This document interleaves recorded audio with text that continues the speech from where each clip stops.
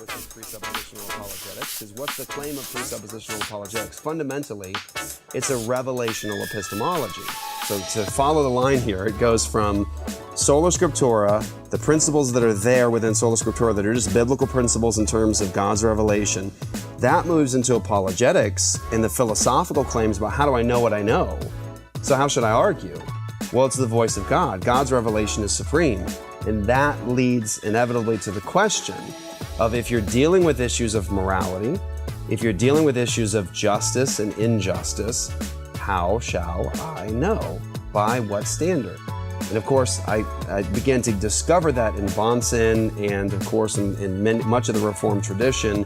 But that's really what led me into a theonomic perspective of how do you know something is just or unjust? By what standard?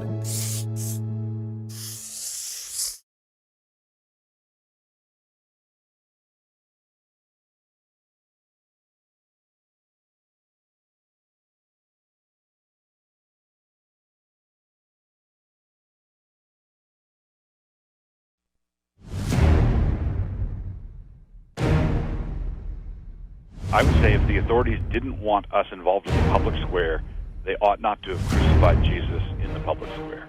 Use humanistic principles. Well, I would say, same idea. I would say same that. end. I would say, what's the problem with stardust bumping into stardust? In the cosmic picture, no, there's no problem. In the cosmic picture, it won't matter.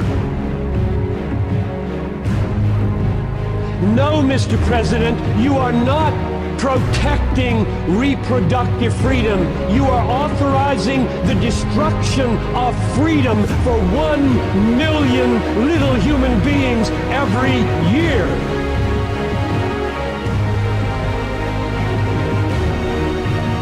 I'm sorry, my friends, but I am tired of seeing Jesus presented as a weak beggar. He is a powerful Savior, and the gospel is not a suggestion, it is a command.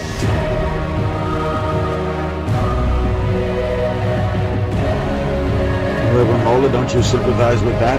I sympathize with every single human heart wishing to know the one true and living God, but I believe there's only one way that can happen through Jesus Christ, and the gospel is about repenting of sin, not celebrating it. Threshold of an amazing adventure. We will explore the spiritual abyss. You have not experienced this before. You're gonna love it.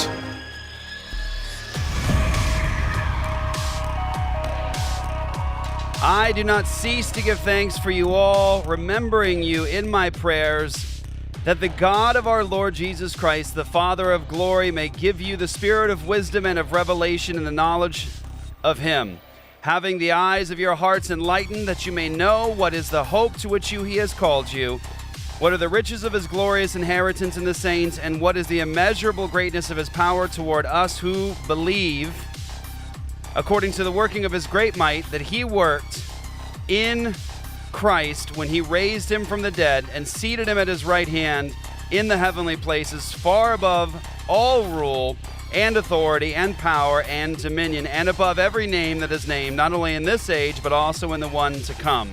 And he put all things under his feet and gave him his head over all things to the church, which is his body, the fullness of him who fills all in all. What's up, guys? Welcome back to another episode of Apologia Radio. This is the gospel heard around the world. You guys can get more at apologiastudios.com. As always, that's APOLOGIA studios.com.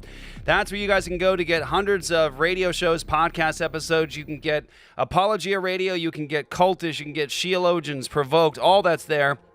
You can also sign up for All Access and partner with us in all the ministry that we're doing, whether it's sermons you see going out, whether it is on-the-street evangelism, public debates.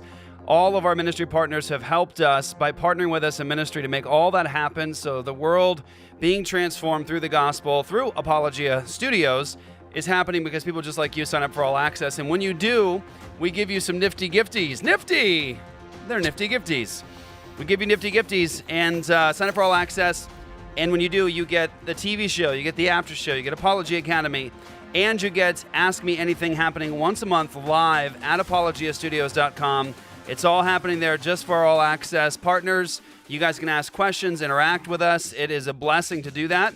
So also, don't forget, if you haven't signed up yet, get your Bonson U free account. Bonson U, it is a seminary-level education at apologiastudios.com. It is completely for free, so it's Dr. Greg Bonson's life work, and it is literally seminary courses, lectures, college lectures. You also have his Bible studies he was doing. You have his sermons he was doing, his sermon series through church.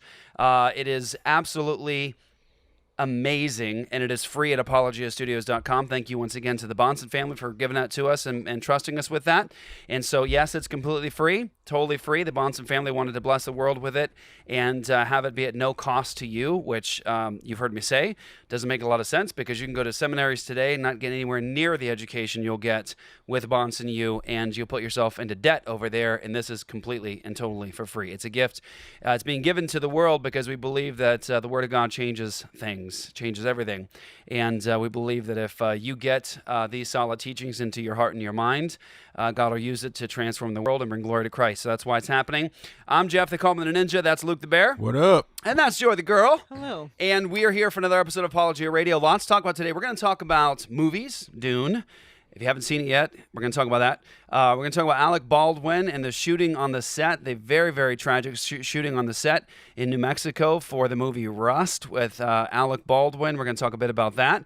And we're also going to talk about this interesting article by The Guardian that goes after Doug Wilson, our friend Doug Wilson, and our friends over at Christ Church. And the title of the article from The Guardian is "Make It a Christian Town, the Ultra-Conservative Church on the Rise in Idaho." Dun, dun, dun. And so we're going to talk about that. And is ultra higher than extreme, I wonder? I think so. That's right. You got right-wing, ultra-right. I want to know, like, what's more? Uber, extreme, ultra. Like, what ranks higher, ultra or extreme? Ultra seems like the best. Like it's the top. I don't know. That's a good point. I didn't even think about that. Ultra. It's not just extreme. I was labeled in the last couple of weeks through Rolling Stone and others extremist pastor. Yeah. Oh. Doug got ultra. Yeah. So he's winning. Mm-hmm. He needs to win. He should win. You're just extreme, unfortunately. I'm just extreme. I'm getting there. I'm working my way. I feel like somebody needs to do a Doug Wilson Ultron mashup now. Mm-hmm. Ultron Doug. Yeah. Well, that's what they're scared of, aren't they? We're going to talk about that. We're going to talk about that's probably better than extreme. How when the world views a Orthodox Christian church that believes that the goal of the gospel is to actually win the nations to Christ and teach them to obey, when the world sees that, the world today freaks out, because typical evangelical churches in the West like to stick to themselves. They don't want to cause any problems. They recognize their lane. This is my lane of the spiritual things, and that's your lane over there that Jesus is in control of. When you have a consistent Christian church that isn't unusual in history, that just believes what I just read to you from Ephesians, that Jesus actually has authority over every rule and authority and power, that he is the one with ultimate authority, and God has put all things under his feet. That's just Christianity 101. But it's weird today. It's really weird today. And so you're an extremist or you're an ultra extremist if you believe Paul. That's it. And it's true. It's true. It's true. It's like when we were in Kauai and we started getting people putting up posts about us in the Kauai local chat groups who were all like leftists and liberals and went after us because we believed that homosexuality was a sin and things like that. One of the things that they put when they were trying to vilify us and get us, quote, thrown off the island is they put that this church, Apologia Church, is not like the other churches in the island that they just want to be left alone. I thought, hey, you really... Why won't they just live their own truth? Yeah, exactly. They don't want to just be left alone like the other churches here. They actually believe what they say. So stupid. It is. It is. Which, like you said, has been the historical position, believing what you say. Yeah. It used to be like people like Hitler were considered extreme, or like the Third Reich would be considered ultra. Mm-hmm. Now it's the people that want to love other people. And just believe the gospel. Yeah. Now the goal is to win everyone to Jesus Christ. It's weird times we're living in. It truly, truly is. Let's talk about something fun. So I got to see Dune I was going to leave town to go to Denver with this guy and Pastor Zach and Zach's. We're with the Zachs. The Zach. Yeah, we went to dinner, and there were. It didn't dawn on me till dinner that there were 3 Zachs at the table: Launchlager, Morgan, and Conover. And so what do we think for the names? Morgie, Connie, and Loudy. Loudy. We likes the pouty. Yeah. Anyway, and then together they become Ultra Zach. Yes, Ultra Zach. So there was the night before. I think it was the night before I left, and I was like, "Well, I'll take my son out to a movie." So, I saw the commercials for Dune. I was like, "I don't know if it's gonna be any good, but I heard it's pretty good." So we went out to see Dune. I saw it at the Alamo, which isn't an epic theater. Actually, by the way, it's not called the Alamo anymore. It's called the Majestic. Do they still feed you there? They do. It's not near as good as it was. Because Alamo, COVID, COVID got them. Yeah, Alamo. COVID, they died with COVID. Exactly. So I'm assuming someone just bought it. Majestic bought it. And... Yeah. Okay. Or maybe the landlord's smart. Maybe the owner of that property, I was thinking maybe this is the case, is like, I have a movie theater. I can't gut this place. It'll cost more to gut this place and do this, so maybe I'll just take over it and run it as a business. Right. Call it the Majestic. It's a turnkey business, right? Open the door and you have it. Yeah. At any rate, so I go to see Dune. I saw it at the Alamo. It wasn't like an IMAX or anything, and I just got to say that was one of the most epic movies and experiences. Some people may not like the movie. From the standpoint of people, I'm not the expert here when it comes to cinematography and all that stuff. We've got guys who are in charge of that. But from the standpoint of like what we know is beautiful and good art, and it's like people who care about their craft and doing it well. In other words, I'm talking about not Christian movies. I'm talking about the way, we used to rule the world of art. Not Princess Cut? Yeah. We used to rule, we gave like beautiful art and architecture to the world, and then we just walked away from it and handed it over to the secularists. But this, in terms of cinematography, the beauty, the soundtrack, I mean, I was at the Alamo where it's not like IMAX, but you could feel the soundtrack in your chest, and it did something. I mean, it's a long movie. It's like 2.5 hours long, and that's just part 1. Oh, okay. And so, part 2 is... I didn't realize that. Yeah, part 2 is coming, so it's just half of the movie, and I was in it the whole time. Unless I walked out, which I don't think I think maybe went to the other once. I don't really remember any nudity, language. I don't think I remember any real serious problems with language. It was just very good story. It was very creative. Cinematography was amazing. The soundtrack was absolutely off the charts. And that used to be a book first, and then a movie in the 70s. Is that right? Ask yes. Matt. Matt's on right now, and he's a little older. Matt, was it a book first and then a movie? Do you know that? A little older. I believe it was. Yeah. Listen, we have our own movie guy voice. Yeah. Listen to Matt. The old intro reminded me that we have our own guy. Yeah. Do your emergency alert, Matt. This is a warning that you must pay attention to what I'm saying. He's got a great voice. Great narrator voice. Like his voice matches his biceps too. Yeah. We call him Big Matt, Beefy Matt. We were at DC earlier this year. That's how you say it, right? I'm tired today. I think so. Matt was carrying like 500 pounds on his back and just had no and problem. Was fine. Oh, he was fine all day long. He was perfectly fine. Well, I knew about the book, while eating the tofu. Dune book, because did you guys have? I don't know. Maybe it was just me, but was there a guy in your high school that was just constantly reading Dune? Nope. I did see people reading Dune. Yeah. Yes, I remember seeing a huge cult following. Yeah, they do. I just learned it was a book, so yeah. Okay. And apparently there was conspiracy stuff or stuff that happened like where there was like blame going George Lucas's way, like you stole our idea, sort of a thing. Oh, really? That's just what I heard. Neither confirm nor deny. But anyway, so it was a film in the 70s. Actually, I looked at the trailer for the film in the 70s. I'm like, it's pretty decent for the 70s. It looks not too bad. We need to see it. It's great. Yeah, I'd love to. It's really, really good. I looked it up and it says there's no visible nudity. There's some there's some quick flashes of some things, but nothing that they actually define as like. Don't you hate that nudity. when you're watching a film today that's like a great story, great cinematography, the language is bad. All of a sudden they're like, well, I guess what is this the part where we're throwing someone naked? Okay, great.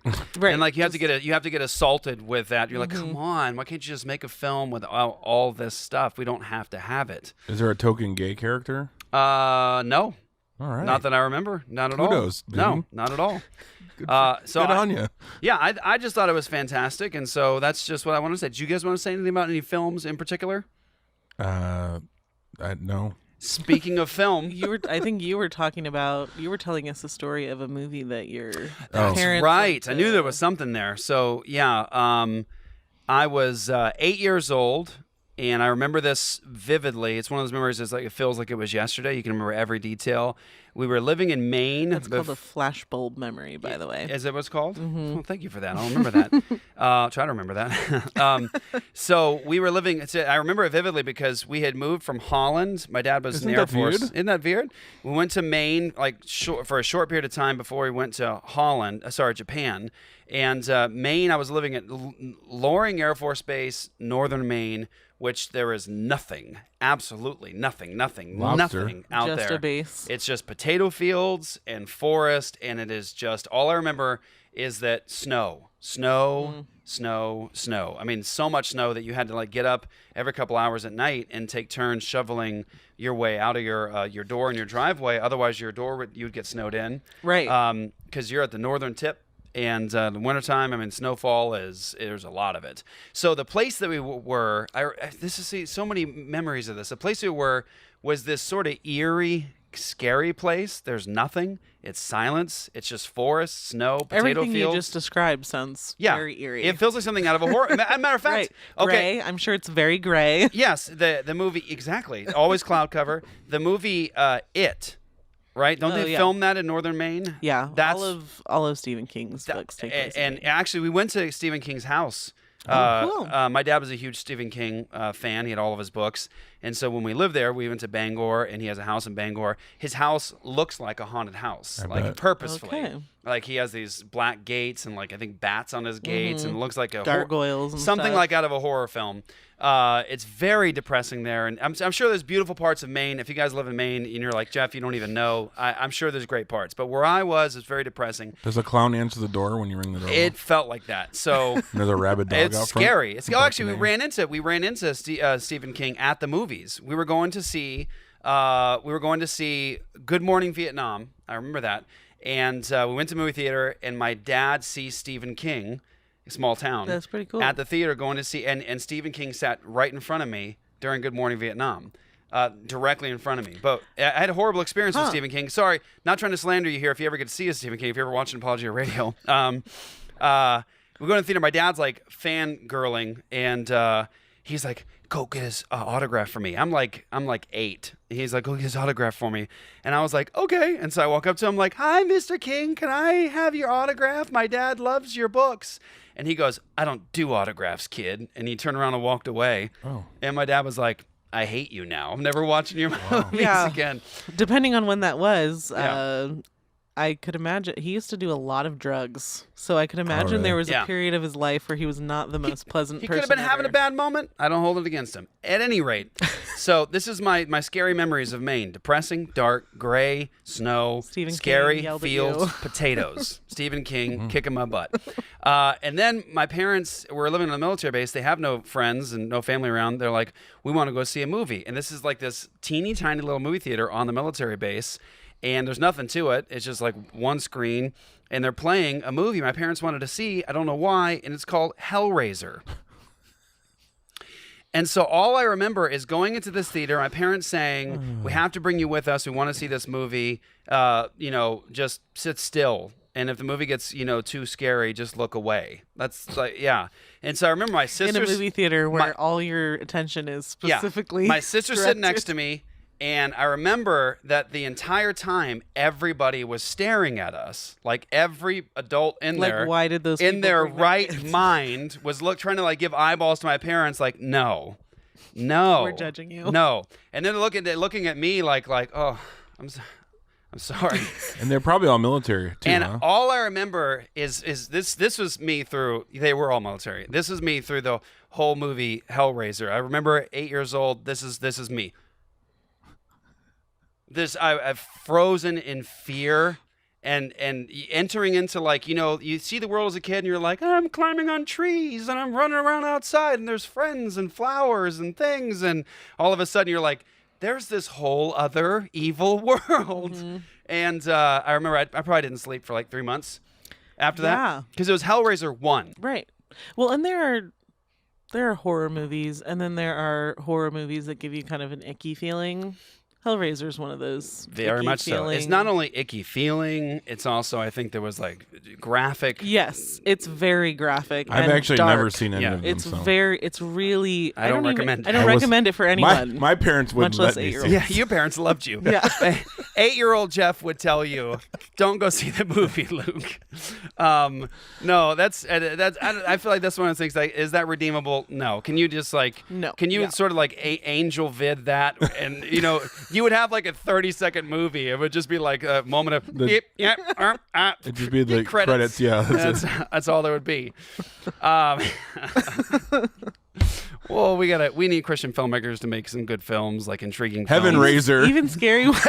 Somebody would totally make that. Probably Heaven Raiser. exists, honestly. Marcus Pittman. Someone Heaven Raiser. Someone on You're welcome. one of those Christian streaming services right now is going, that sounds like a delicious idea. So speaking of movies, that's that was a jarring experience for me as a child. Very scary. That's experience.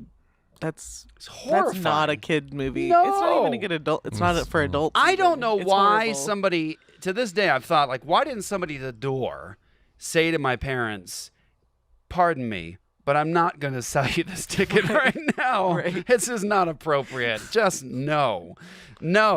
But yeah, they brought me in. I sat through the entire Hellraiser and didn't sleep and scarred me for life. Well, you could have just looked away slightly to this. Yeah, right. Man, that messed me up big time too. I remember being like up that whole night, just staring at my closet, just like I didn't know the world had these things in them. And don't do that to your children, Parents. Good Christian advice. Don't let your children watch Hellraiser. There's a reason, if you didn't already know. There's a reason you have vivid memories surrounding it. It scared you a lot. So speaking of films, Luke, you wanted to talk about this today. The situation with Alec Baldwin on the set of Rust in New Mexico. He killed the cinematographer by shooting a weapon that had a live round in it. Yes. And he injured somebody else. Correct. Somebody else was injured. I believe so. And Matt, that's where we need Matt on the details. Okay, so Matt, fill us in on the details that you know about the situation, and let's hear you speak to it. By the way, Matt is our director. Matt's a genius, super talented, and he's been in the film industry and in this entire industry for how long, Matt? Like 30 years? Plus. 30 plus years. So, and has large biceps. Yeah, and he's big, beefy biceps. If you have 500 pounds you need carried somewhere, you call Matt. That's what we do. Hey, Matt, we got weight. Move it. Yo. Okay. All right, Matt, tell us about what you know. So something like this hasn't happened for over 30 years. Last person that was shot on set like this was Brandon Lee. Yep. And so that's right. The industry overall is pretty safe, but they did not follow rules on this set at all.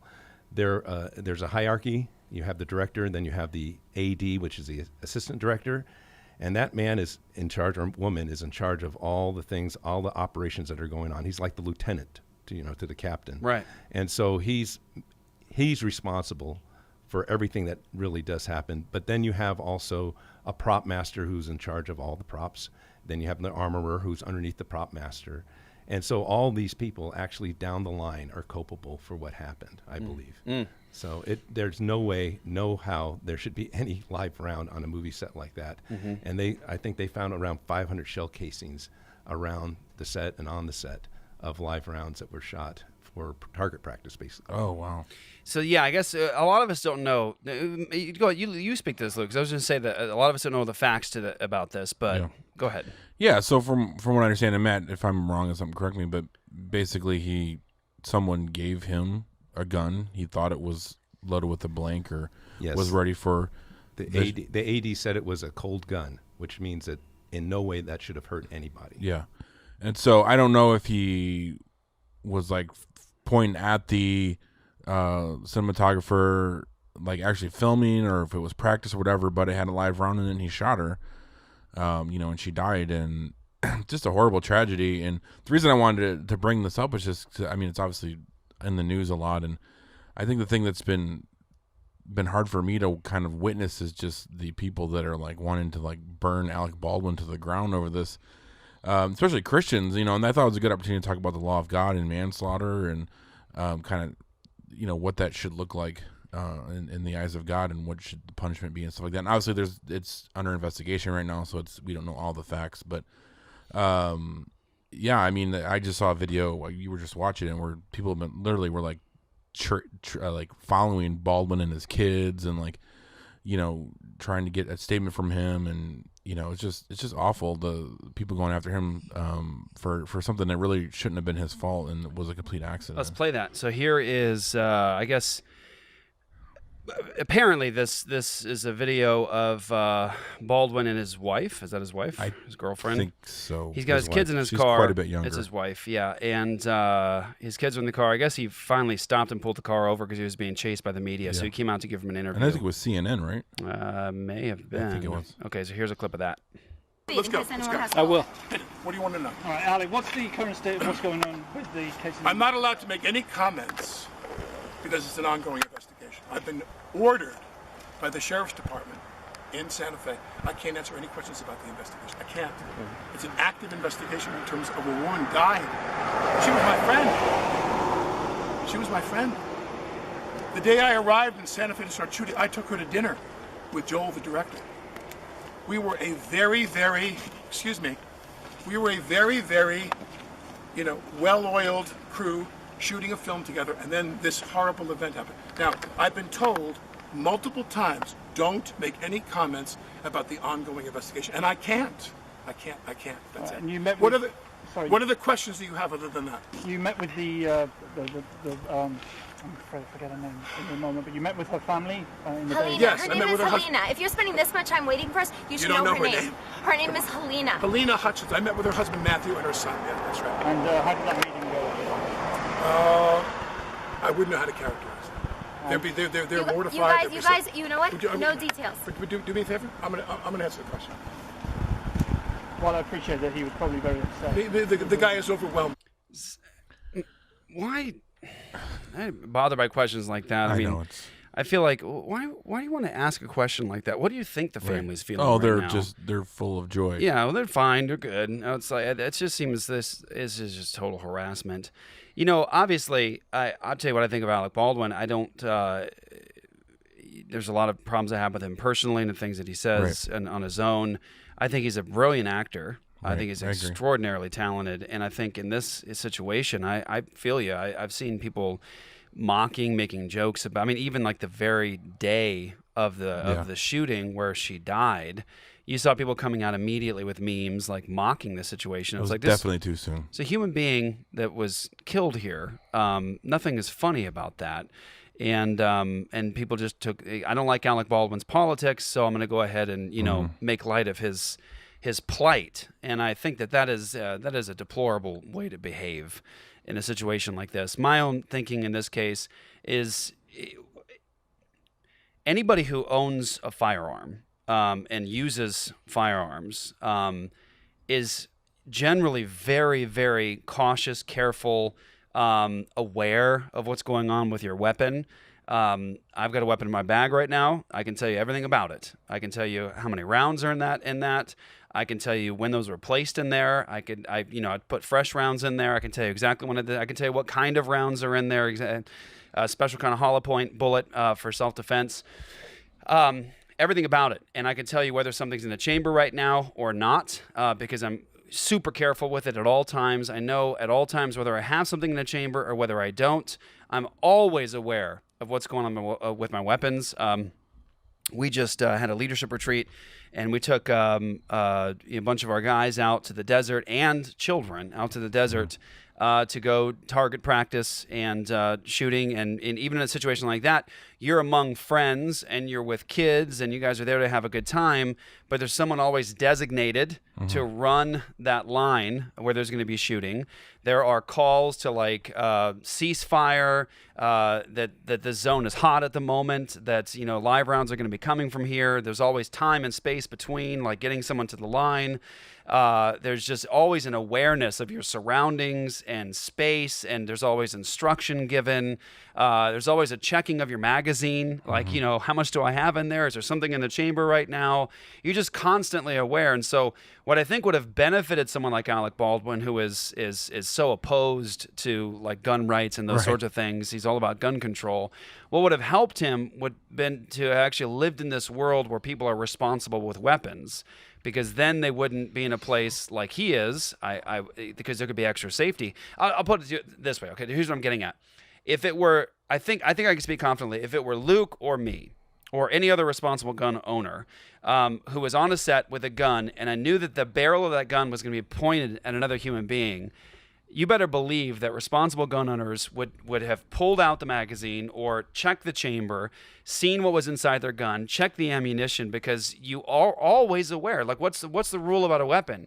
You always treat it as though it's loaded. Right. If you're ever around any gun whatsoever, you always, even if you're sure it's empty, you're always supposed to double check, triple check to make sure, because you always treat every single weapon as though it's loaded, right?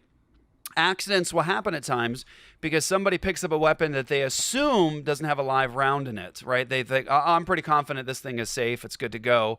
And the next thing you know, they hit the trigger, something happens, someone dies, someone gets injured. So that's why the rule is there. Always treat every single weapon as though it's loaded, it has a live round, it's ready to fire. And you never aim your gun at something or someone that you do not intend to shoot, right? And so, like, if you're going to aim a gun at a human being, like, you got to know what's in this gun, why am I doing this? And I know he's acting for a movie, but the point is a responsible gun owner who's actually been around guns, appreciates the danger of guns, is always in a place where you're just always like hyper vigilant, double check, triple check, make sure. And that would have helped him.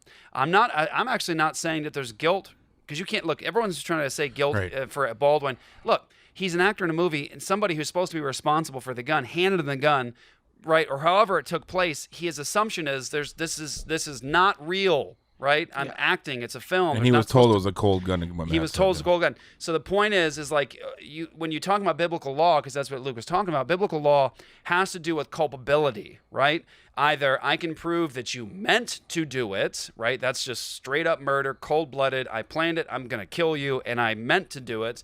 Or you have situations where, like, you knowingly go out with, say, like an axe that's loose, and you do it anyways, but you knew that it was loose. You knew it can cause harm. Well, there's culpability there because, well, you're responsible. Like, you did something that you knew could have injured somebody, and so somebody was hurt. So there's different degrees of negligence. Negligence.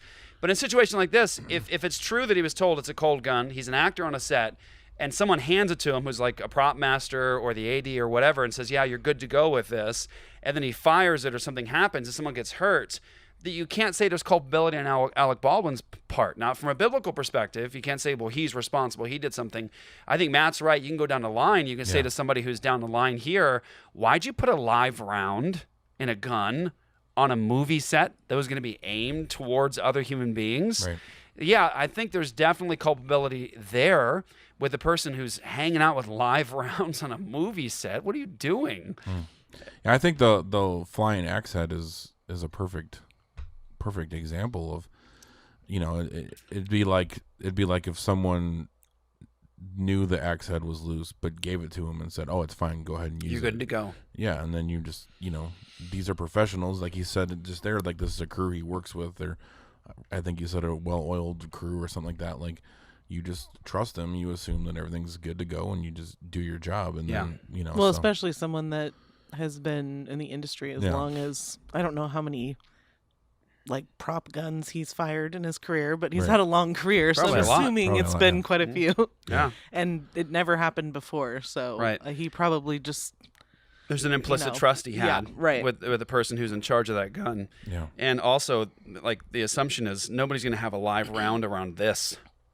Why would you do that? Yeah, why would you even have a live It's probably, round? you got to Why give would it even be in the building or in the area? Or give him the benefit of the doubt. I think if we were ever doing a film, which Lord willing one day we'll do, and we have, a set where there's going to be extra precautions. Sure. Like, there are no live rounds in the set, right now, and Have we checked this thing, 2-3 times over to make sure that it's safe and there are just nothing but blanks in this gun, that sort of a thing. That's just how I think Christians would do it, and I think anybody should do it who cares about the preservation of human life.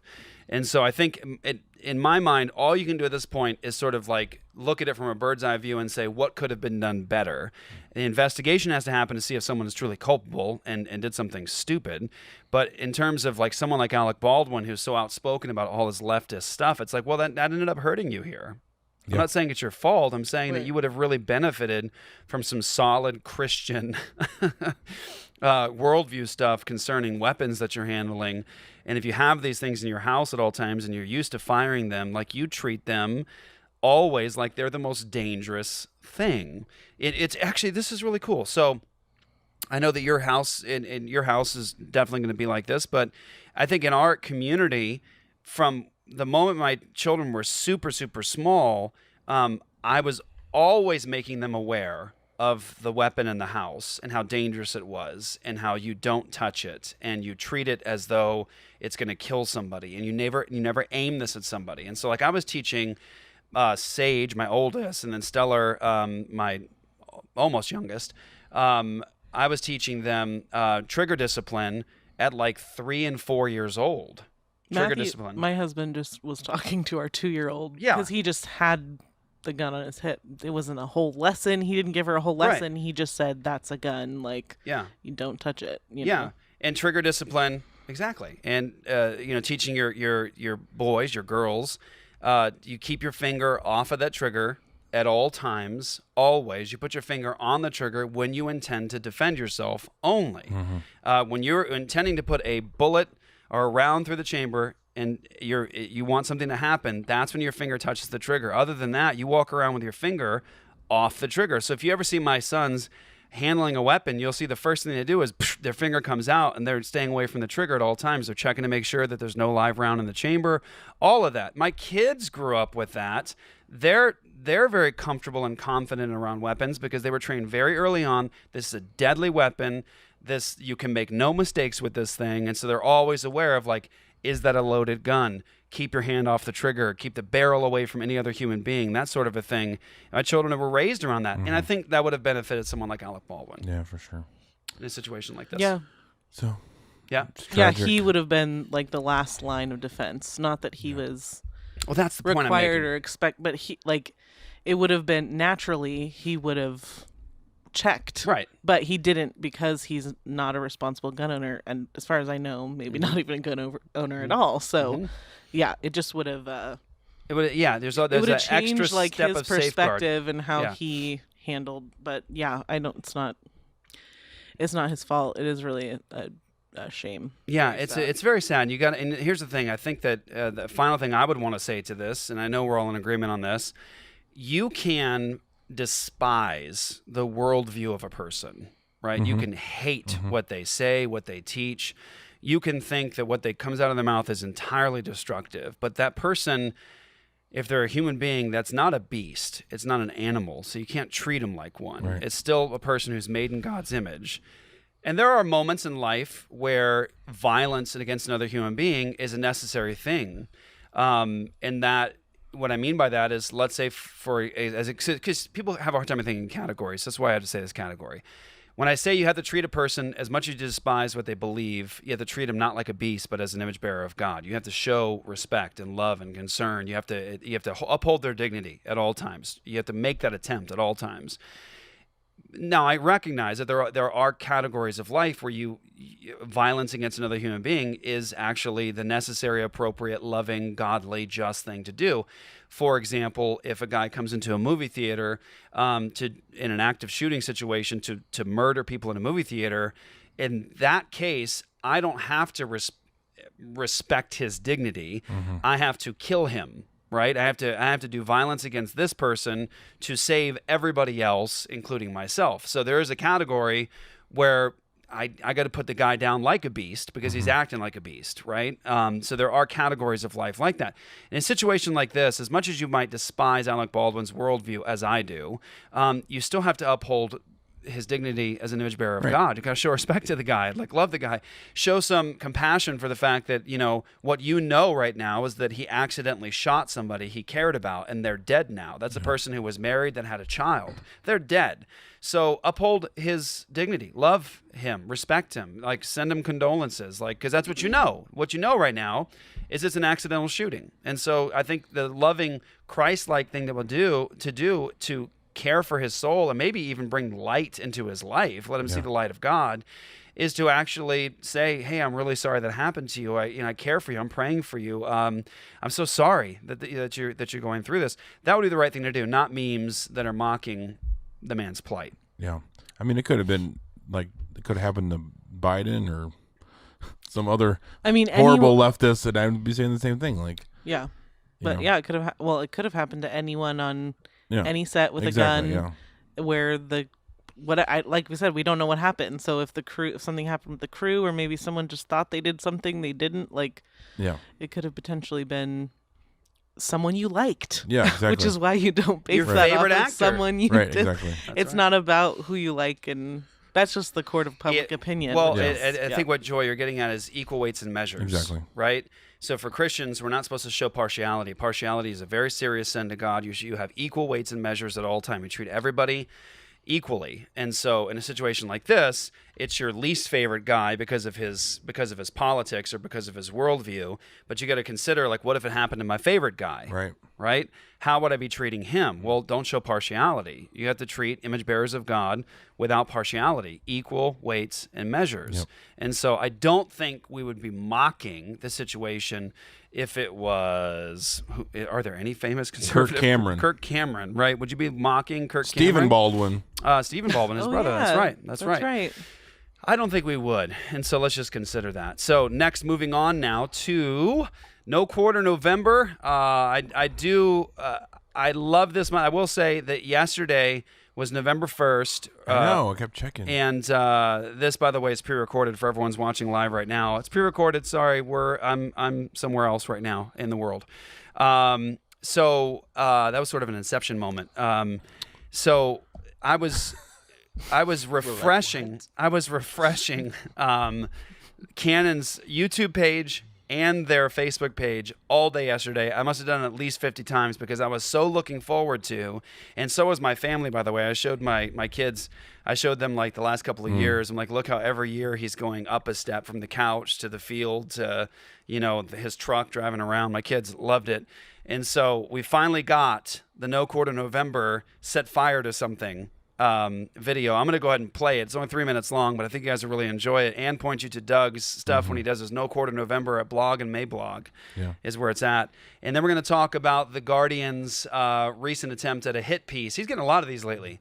We've gotten some, but he's really gotten some. That's because lately. he's Ultron Doug. Yeah, he's Ultron Doug. So this is Doug's No Quarter November trailer. Here we go.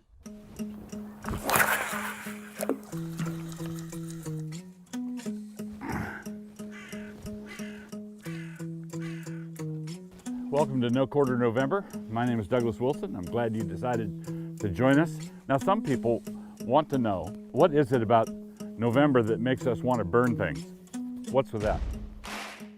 There's a little libation for those evangelicals who think I ought not to be drinking stuff like that. The reason we're doing this is not that we think that there's a moral obligation that we have to be incendiary, because we don't have a moral obligation to be incendiary. What we're saying is that the world has mysteriously, for some bizarre reason, become flammable.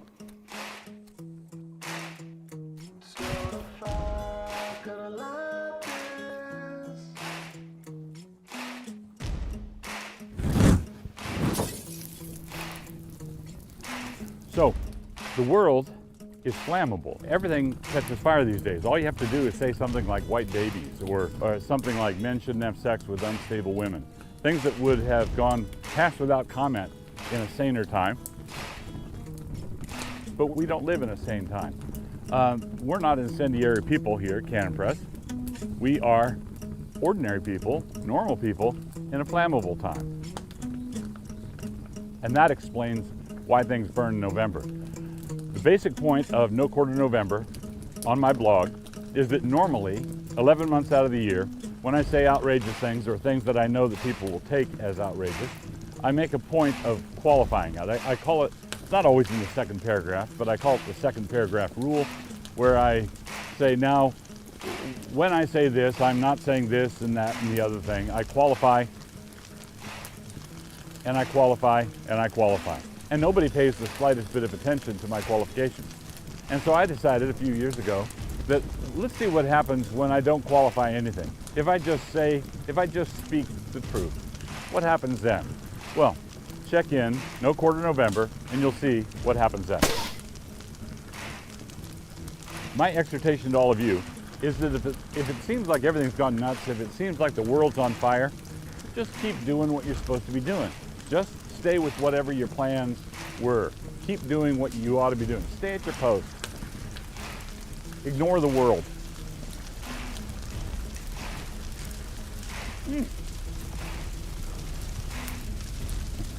See? Well, I gotta get home for dinner.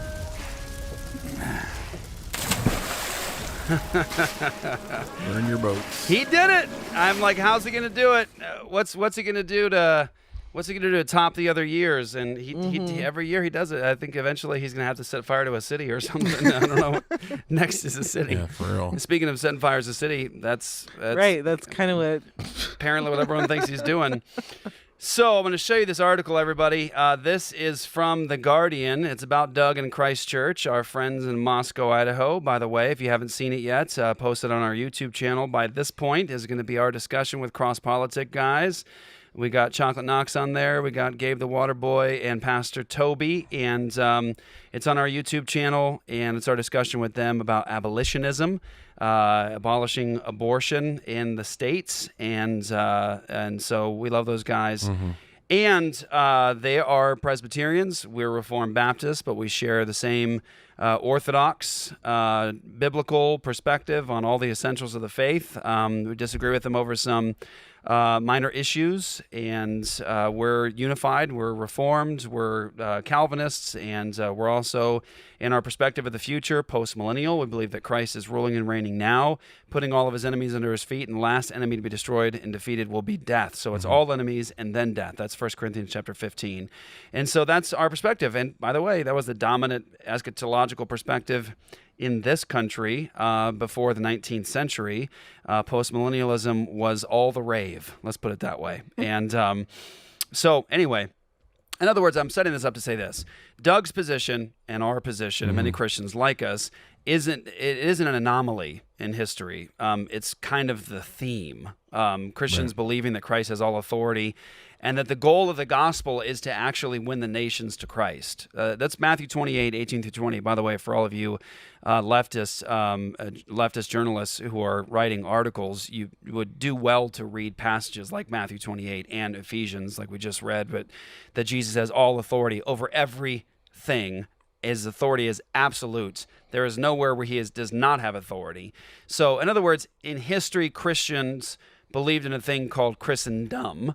And now that you have, in the evangelical context of the West today in the 21st century, now that you have most evangelical churches with an abandonment eschatology, let's leave the world and leave behind our undies and humanity. Most people believe, like, Jesus has nothing to say to this realm over there. Like, we'll stay over here in our corner in our cave while you guys can run the world. Most people think like that. So when you have leftist journalists who see a church like Doug's, who's more historical, and they believe the gospel, the Great Commission, that they're supposed to be doing this, it freaks these people out. So I'm going to read some of this to you guys, because you got to read it. You got to hear it. Make it a Christian town, the ultra-conservative church on the rise in Idaho. Here we go. Increased influence of Christ Church, that's Doug's church, whose leader wants to create a U.S. theocracy, comes as social conservatives aim to gain traction. A Guardian investigation has revealed that a controversial church whose leader has openly expressed the ambition of creating a, quote, theocracy, in America has accumulated significant influence in the city of Moscow, Idaho. Christchurch has a stated goal to, quote, make Moscow a Christian town, and public records, interviews, and open source materials online show how its leadership has extended its power and activities in the town. Church figures have browbeaten elected officials over COVID restrictions, built powerful institutions in parallel to secular government, harassed perceived opponents, and accumulated land and businesses in pursuit of a long-term goal of transforming America into a nation ruled according to its own ultra-conservative moral precepts. The rise of Christchurch may be playing out in a small Idaho city, but it comes at a time when the U.S. is roiled by the far right, including Christian nationalism, and when social conservatives are seeking to roll back basic tenets of U.S. life, such as legal abortion, and there's their idol, there's their God, there it is, like they're trying to stop abortion. We are, by the way. It's also, again, if we want to talk about historically, it is not a basic tenet of U.S. life. Right. That's not stop. That's a lie. Mm-hmm. That's not what our nation has stood for, and it has not been a normal, regular thing. Mm-hmm. It's still being done secretly with shame. Women are still have tons of. I mean, in a way, it's not safe physically and certainly not emotionally. So let's not just pretend that everyone's out getting abortions and having a great time because they live in the U.S. That's just a lie. Seeking to roll back basic tenets of U.S. life, such as legal abortion. Eating an abortion. Right. Right? Yeah. No. Yeah. Abortion, let's stop trying to normalize that. Exactly. As well as dominating powerful national institutions such as the Supreme Court. So the issue here, I'll just speak to this, is the problem that we're viewing right now is a problem where a worldview that is contrary to the Christian worldview that gave rise to this nation and to much of what is blessing us in the West, an antithetical worldview is dominating right now. And it's a leftist worldview. Admittedly, they're dominating in social media and all that stuff. They're dominating. And so they're dominating in politics. And because they're dominating, what they're saying is things that are not necessarily true. Like, this is just a basic tenet of American life. No, it isn't. And no, it wasn't. In this country, before Roe versus Wade, as a matter of fact, check out the laws on the books currently in states across this union regarding abortion. Why is it called murder in all these states? Why is it considered homicide? Why does it come with penalties for both the doctor and the woman? Because this was a nation that not very long ago valued human life from conception and said that if a mother kills her child, then there's penalty for that. And so you can't say it's a basic thing of American life. I would say you're a buffoon. You're totally foolish. Just check out the states in the U.S. with current legal statutes against the issue of abortion. Roe versus Wade did nothing to stop that. Roe versus Wade is a court opinion. Congress creates laws in this nation, not the Supreme Court. They gave a fallacious court opinion. And if you don't believe me on this, listen to Joe Biden. His response to the Texas heartbeat bill was that we need to codify Roe into law because it isn't law. It's just a court opinion, and it can be rejected. So if you don't believe Jeff Durbin, the pastor, at least the extremist pastor, according to some, if you don't believe me on how our laws work in this nation, then listen to your king, Joe Biden. He says that we need to codify Roe into law. That's the response to the Texas law. So it's not true. That's a basic tenet of American life. If you want to say that, well, then let's get back to what seemingly are basic tenets in American life and look at the states and see what they say about abortion. Not what Roe says. What do the states say? So what's interesting here is this term. By the way, this guy pretends to be a journalist. Give me a break. I mean, it's like it's like the woman who wrote the thing on me in the Phoenix New Times. It's like you're pretending to be a journalist. Yeah. Is this journalism? You think this? What did James call it? It's like ninth grade. It's like a ninth grader wrote this. This is even was worse just than mad at the world. So it says Christchurch has a stated goal to make Moscow a Christian town. Really, it's interesting. In the first few paragraphs, aside from some word choice, I feel like Doug would say, thank you. Yes. I have been trying to. Yeah, this is all very true. Yeah. Other than some words that would speak to his intent. Right, of course. That third paragraph is just laughable. Which one? Where it says church figures have browbeaten elected officials over COVID restrictions. You mean when they arrested people for singing psalms? Yeah, okay. Built powerful institutions in parallel to secular government. I don't even know what that means. What does that even mean? That they're trying to... I don't even know, like, because they have a college? Built powerful institutions in parallel to secular government. Yeah, that's laughable. They haven't created their own government. Yeah, what does that even mean? Parallel to secular government would be like the government. Right, exactly. Parallel, meaning running alongside of. Yes. I mean, come on. No. They have members of their church that have created, by the way, if you go to Moscow, Idaho, the best businesses in Moscow, Idaho. Yes. If you want to get good food in Moscow, Idaho, go to the Christchurch members' businesses they've opened up. If you want to get good service in Moscow, Idaho, go to those Christchurch people, the businesses that they've propped up. But parallel institutions, what? You mean because they created a school? Yeah. Christians that created a Christian school? Oh, my goodness, how terrible. What a theocratic society that is. And then harass perceived opponents, if that maybe they're referring to the Soviet Moscow stickers, maybe, I don't know. In which they arrested some minors, by the way. Accumulating land and business in pursuit of a long-term goal of transforming America into a nation ruled according to its own ultra-conservative moral precepts. So you mean God's law? That's another one of those that's like, yeah, maybe some of the wording's off, but I feel like it's kind of a compliment. I mean, they got land to build a church. They accumulated land and businesses. And to get a school. But like, even in that statement, though, like, they're working on stuff there locally in Moscow, but in order of transforming America, I mean, I don't know if that's long term down the road, but them getting land for a church and a school seems a bit of a stretch to make that into a nation transforming goal. Well, think about the hypocrisy here. This person has a worldview, right? They want their worldview. They want their shining through. Yeah, they want their worldview propagated. And if someone holding their worldview acquired land and property and started institutions, would they have a problem with it? Or is it a problem that he says that Christchurch has harassed perceived opponents?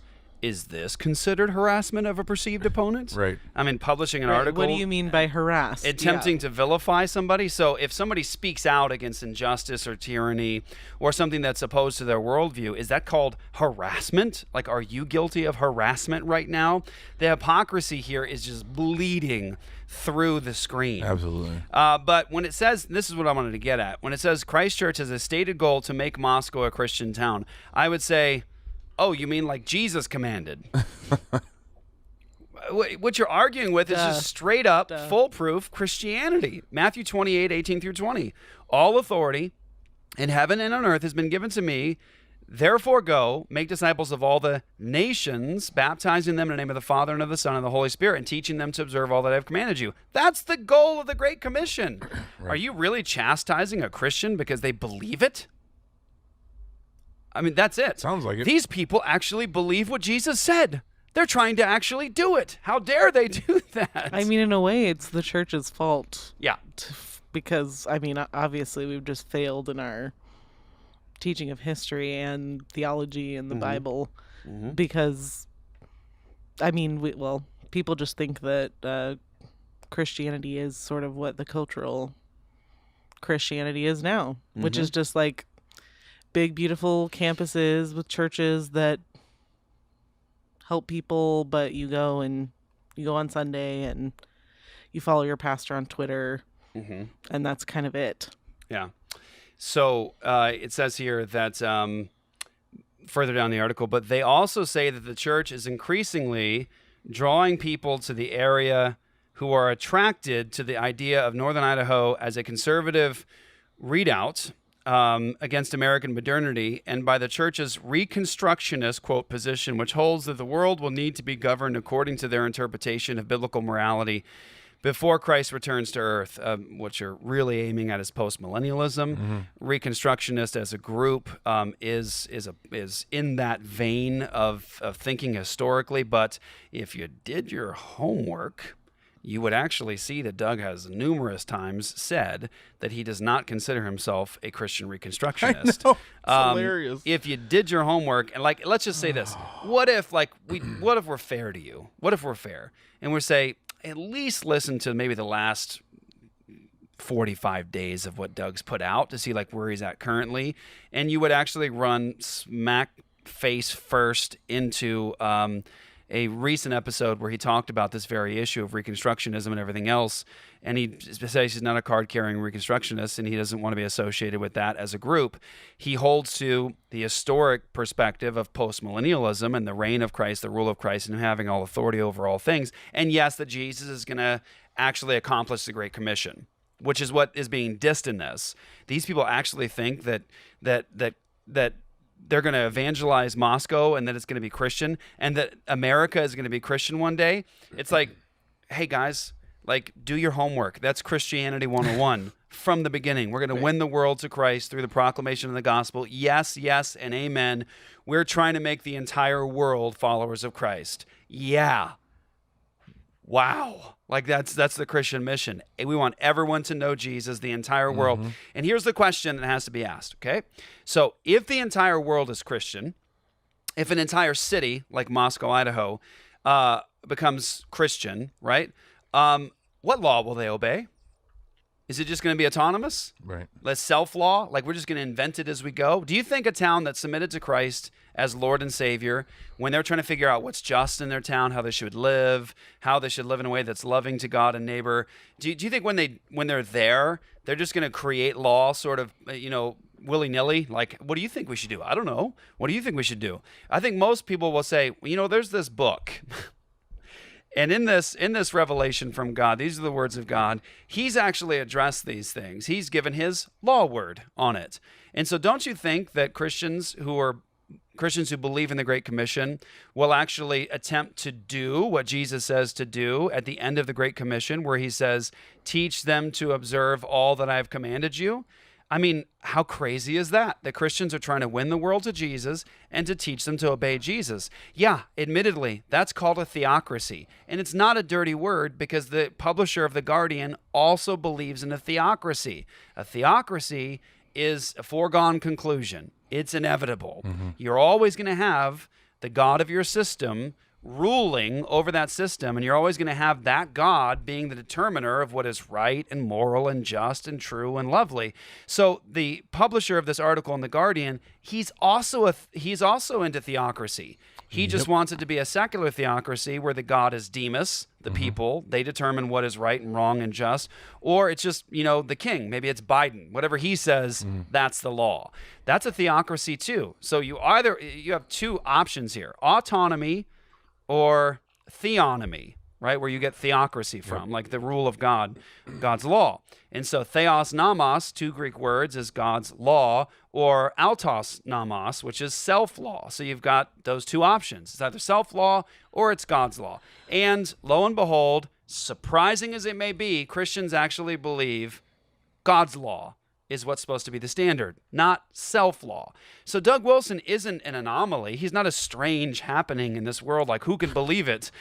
He's in the same line as the New England pulpit, which, by the way, to the absurd, ignorant fool who wrote this article, by the way, the Christians who gave us this nation, they were Christians, let's say the New England pulpit, they were pastors just like Doug Wilson. Yeah. And they gave you the right to give a screed like this. You're welcome. So sir. you can thank the dead Doug Wilsons for your right to publish this drivel, okay? And so that's what needs to be said. And by the way, all this stuff, they always try to do it too, right? They always try to do it like, oh, and by the way, there's this controversy over here where people are making allegations. It's like, how much time does this guy spend actually studying Literally that controversy? Because all I did was put a link. You didn't even... How much time did you spend studying this controversy, Mr. Journalist, Mr. Journalistic Integrity? Did you go and actually interview the witnesses or to see what the other side was? Do you think, listen, this is strange. Do you think it's weird that you have people making allegations about Christ Church and the elders and these different situations? And isn't it odd that the Christ Church members and elders of that church let that roll off them like water off their back? Either they're really pompous, arrogant people who don't care about justice, or they're actually a church that cares about justice and they know the truth behind those stories. Exactly right. Don't you think it's odd when you talk to Christ Church members, you're like, hey, what do you think about like all the accusations and controversies around? Everyone's like, we know the story. Yeah. We know exactly what really happened. We know the people involved. We know how it was handled. We know the evidences. And so it doesn't bother us because it's just pure slander and allegation. People like this aren't concerned with the truth, clearly. Right. They're concerned with propagating their worldview. And guess what? Cards on the table. So are we. Mm-hmm. So are we.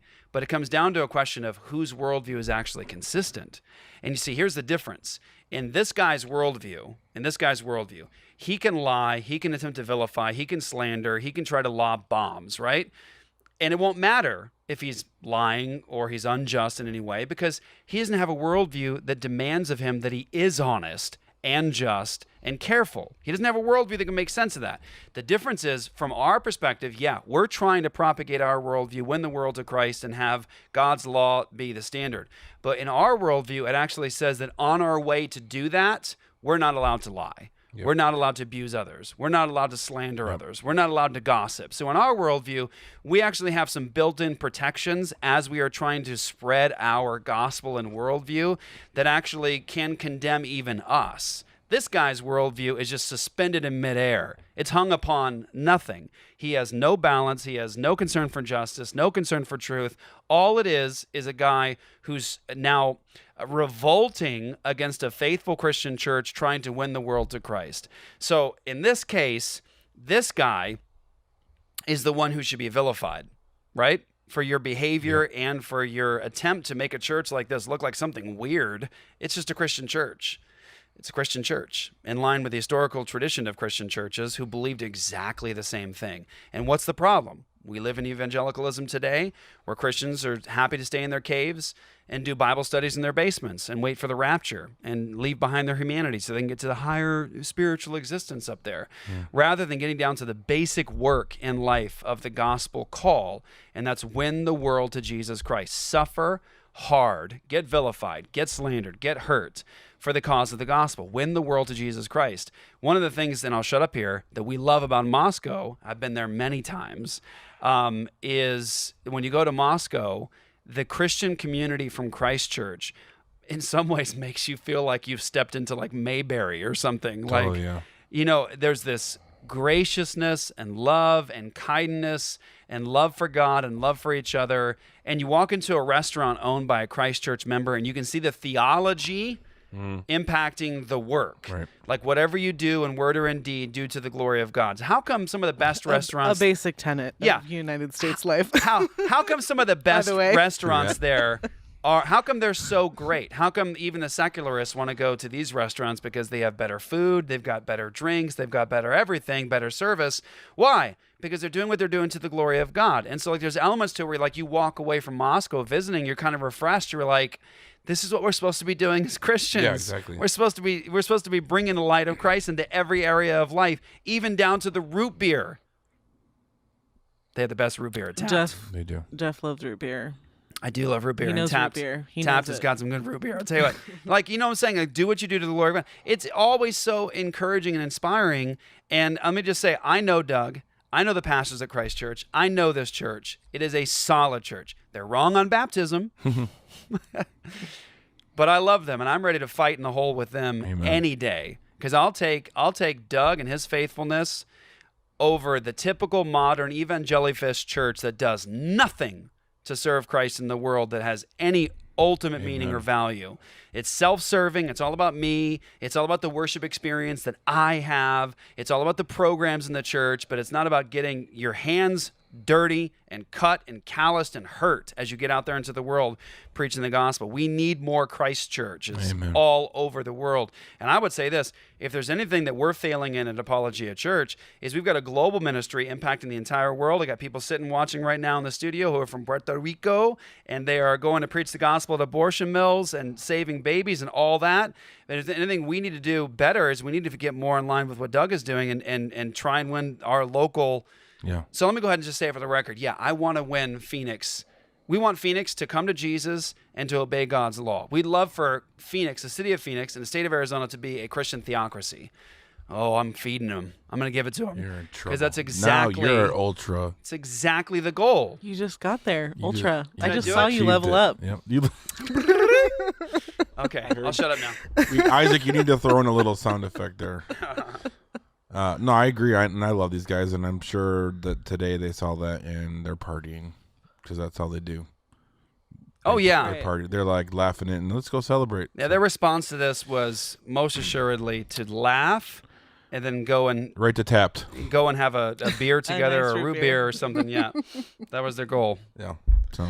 Well, and it's just funny because if people who are a law unto themselves are dangerous, like as admitted by the article, then Doug doesn't. Not only does Doug not fall into that category, but almost everyone else in this country does. Mm-hmm. Sure. Dangerous, law unto themselves. Mm-hmm. Mm-hmm. So it's kind of weirdly backfiring, this article.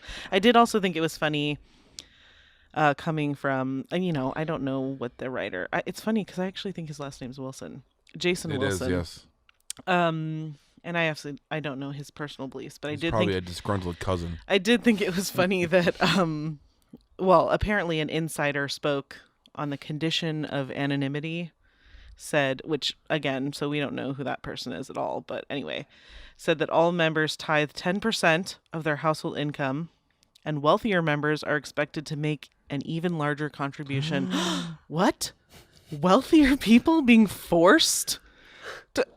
Do we have a problem with that in this world? Oh, that's so good. I didn't even catch it. Yeah. I didn't even catch that. That's Joy being the master of the internal critique right there. Yeah. I think the problem with it is that 10%'s too low for these people. Yeah, exactly. Oh, Joy, that's beautiful. I did not That's even beautiful. catch that. They can't believe that we'd expect to tax the wealthier at a higher rate, right? Also, I would doubt that there is an expectation set that if you make a certain amount, there's no, I don't think there's brackets at Christ Church where if you make a certain amount, you're expected to, No. It's not, Mormonism does like check W-2s and stuff, right? Yeah, yeah. But I don't know Doug who, doesn't do that. I don't know who he anonymously spoke to, but I think that person Right. got it wrong, or maybe their statement was embellished slightly. But. Yeah, and another example here, though, look, whatever your perspective is on tithing, okay, great. But you have to grant at least that Abraham gave Melchizedek 10%, and you have to grant a tithe in the Old Testament law. So to vilify the issue of the tithe, wherever you're at on it today as Christians, to vilify Christians who are called to tithe is to ultimately vilify what is in Scripture at some point, right? So saying ew to that is crazy. But also, this is exactly the point. This is a person who believes that the government should be in charge of taking all this money through coercion. Do you know what I know Christ Church doesn't do? They don't do coercive tithing. Like they don't threaten your family and your life, your livelihood, your job, and threaten you to throw you in some sort of a dungeon if you don't tithe. There's that. But I know of a government that does. I know of a government that does take money from people through coercive taxation. I know a government that also says we should be taxing these wealthy people at a much higher rate, just like Joy said. That's a fantastic observation. Great internal critique. You should be teaching a class on that, Joy. Okay. Good job. Joy. I just to show you this guy, I clicked on his name. He did an article here on October 9th that says tyranny. U.S. right-wingers portray nightmare vision of Australia's COVID response. Okay. Yeah, it's exactly what it is. Right. It is straight tyranny. It is It tyranny. sounds like we just Is that agree what with you this want? guy a lot, but Yeah. not in the way he Good job. Thanks for bringing that to my attention. Yes. I mean, yeah, is that what you want? I'd dear say that Jason women Wilson? getting thrown to the ground and, manhandled for, being in public and, not having a mask on or something. I'd say that qualifies a little bit in the category of tyranny. Oh, boy. Yeah, this guy, he'd be fun to have on. Come on the show. Be a lot of fun to talk through Come these on things. down, Jason Wilson, disgruntled cousin Doug.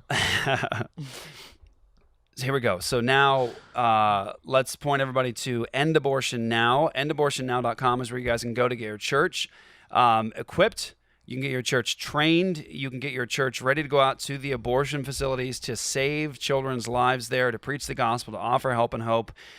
We have over 800 local churches now signed up with End Abortion Now. So many of them are so actively going out and saving lives. I heard an encouraging story recently of just one woman who caught a video, signed up with End Abortion Now, and saved, I believe the number was over 70 children, and they stopped counting at that point because they were saving so many children. That's just one church. You can go. We want to equip you and be a blessing to you, so go to endabortionnow.com. Sign up with your church, get equipped, get everything for free. We want nothing from you. And for those of you guys that just can't participate in the ministry in that way, but you want to participate in saving lives and helping us with all that we're doing around the states to bring bills of equal protection, you can give at endabortionnow.com. Don't forget to sign up for Bonson U as soon as you can. Get that training. It is a blessing. It is a gift. It'll truly encourage you. I've gotten so many really great comments from people lately, just talking about how Bonson U, with barely anything up, there's only, I think we have 1,900, I believe it is, 1,900 lectures. There's videos coming. We only have a limited amount right now because we're remastering them and putting them up sort of piecemeal. And people have been just saying it's transformed my life just with the apologetics stuff and the other things. It's just been a gift. And that's what Bonson does. Well, and just to be clear, everything that you just said is, in case anyone was wondering, any journalists out there, it is being done with the intent of changing the people around us and the nations. So just so there's no confusion. Yeah. That's exactly why to it's make you being feel done. better at The Guardian, the Bonson U stuff is being done specifically to do away with your worldview globally and to smash it to bits. And so there's nothing left. Yep. We want people 100 years from now never even thinking the thoughts that you're thinking about the world and life and people and justice and all that. Basically, we're trying to erase your worldview from the map of human history. We want people to look back at it one day and say, can you believe people actually thought that? That's crazy. Because it is crazy. And that is what we're trying to do. Amen. Completely. Yeah. Amen. I was just going to mention, because I keep forgetting to announce it, on December 3rd and 4th, we will have our first End Abortion Now weekend in Pollock, Louisiana. So Pollock. Yep. So you can go to endabortionnow.com/events, I think is the address for that, and the information is there. But so if you're close to there and somewhere in the south, you're in Louisiana or a nearby state, come on by and you'll be there on Friday. Thank you, Bear. That's the Bear. Peace out. I'm Jeff the Coleman Ninja. That's Joy the Girl. And we will catch you next week right here on Apologia Radio. Don't forget to sign for all access at apologiastudios.com. Catch you guys later. It's all about humanity.